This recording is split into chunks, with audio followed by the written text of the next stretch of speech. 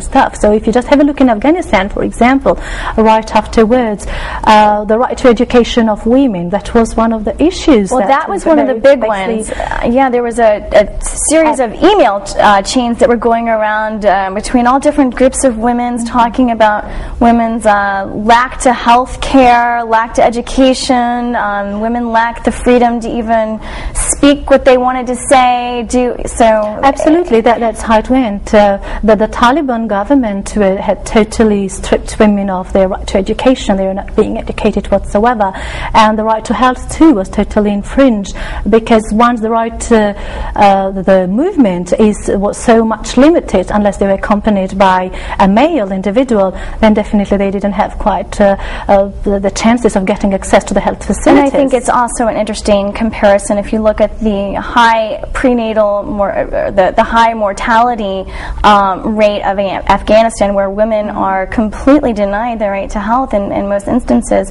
in comparison to the prenatal care and mortality rate of new babies born here in the United States. It's outrageous.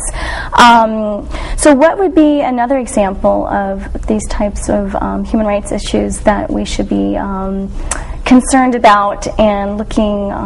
If let's any of the rights are rights that we basically should be concerned about and know what it is and what are the guarantees.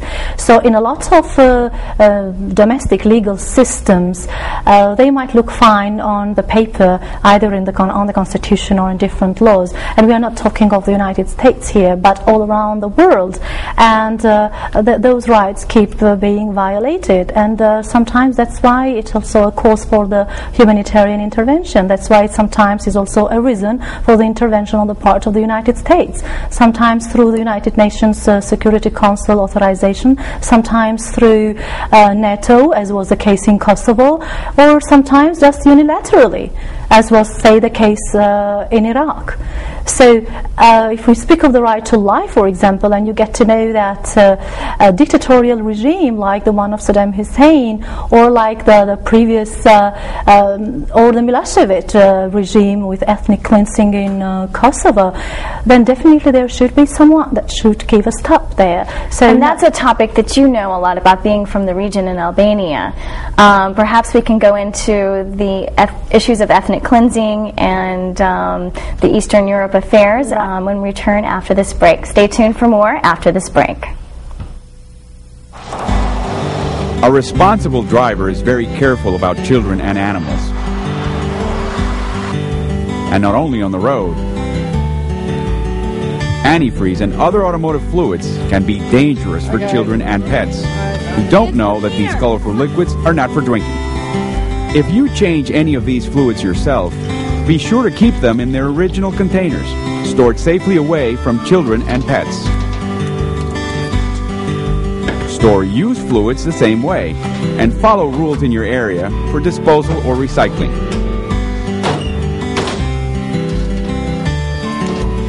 Clean up any spills immediately, and if your vehicle loses fluids, at home or away, wipe them up before pets can lick them. You want to take care of your children and pets, as well as your car.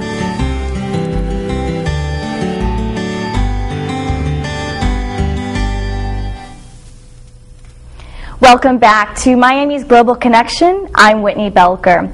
Roza, we were talking about the atrocities that have happened around the world based on the lack of protections for human rights. Correct. What do you think is, well, how do you explain the framework for the protection of human rights? All right, there are a lot of international guarantees, and most of them come through the United Nations and international law in general, through its sources. Part of it goes through the conventions and covenants, so basically the treaties, that's one of the sources of international law, and we do find those guarantees there. And then a lot of it comes through customary law, because it becomes a state practice to respect certain rights, and then through the principles too. So you were talking about ethnic cleansing, and in lots of countries around the world, we see that these are not just forgotten issues. It did not end in 1945, and if you mentioned Rwanda a while ago, if you have a look at that, what happened in just a couple of years ago was quite a shame to the international community that had already forgotten the 1945. You're talking about Rwanda, and what do you think is important for our audience to know about Rwanda and what some people are classifying as a failure of the United Nations and the international community in terms of their lack of intervention? That was absolutely a lack of political will, and just a couple of days ago there was a conference in New York exactly to commemorate the event, and it was accepted on the part of the United Nations as well, just as it was accepted even before from different countries. I mean the Western civilization, most of all, that was a failure on the part of the foreign policy of certain countries, of the Western civilized countries, and a failure on the part of the United Nations to intervene. And what happened was that in 100 days, 800,000 people were totally exterminated. 800,000 in just 100 days, which was, if you compare to the Second World War, they exterminated the Tutsis, that was the group that was exterminated, in 100 days, which would mean 5 times faster than the Nazis did during the Holocaust period. And that happened in 1994. So you think about it, and it's just disgusting to think about that. And what is important is that these things happened, so we should never say never. That's why we need to be educated on the issues and to know what is the recourse that we have. And I hate to even ask, but how were these 800,000 people exterminated? In all sorts of most savage ways.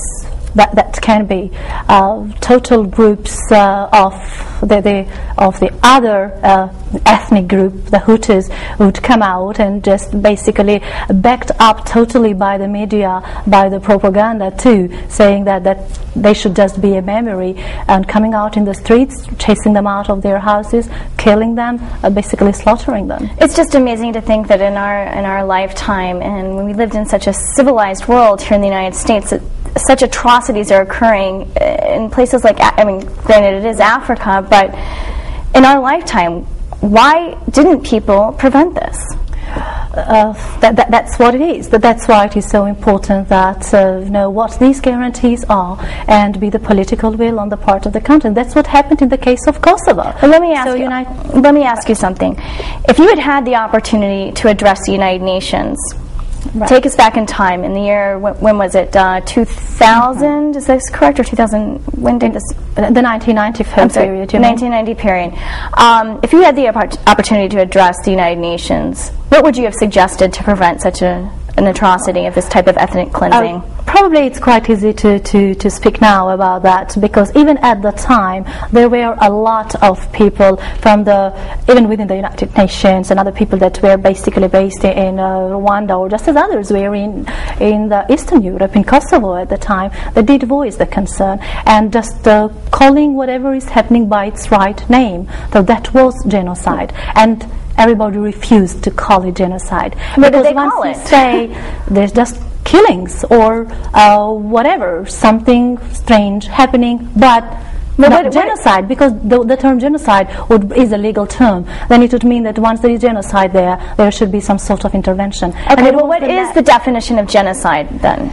That basically is extermination of whole ethnic groups in large numbers, as it happened, just because of belonging to an ethnic group. Right, and legally, who has the right to make the decision what is considered genocide and what is considered just a war of ethnic factions? That is always considering the facts, and the organ that would make the decision for intervention is the Security Council and of the United Nations. Of the United Nations, definitely. And that was sometimes when you go back and see the deliberations at the time, you just see that it just didn't happen. Nobody wanted to mention the term genocide, and you just see the Rwandan representative calling in whatever they want, disturbances, but it wasn't that. I believe we have some slides that discuss the human rights and protections and guarantees of the legal court system. Perhaps we can bring those up. For example, we have the international criminal jurisdictions in where Nuremberg, Tokyo, the former Yugoslavia, Rwanda. I imagine Rwanda didn't happen until after the fact. Definitely. Sierra Leone and Cambodia. For example, the former Yugoslavia, what's happening there in the court systems today? Right, the International Criminal Tribunal for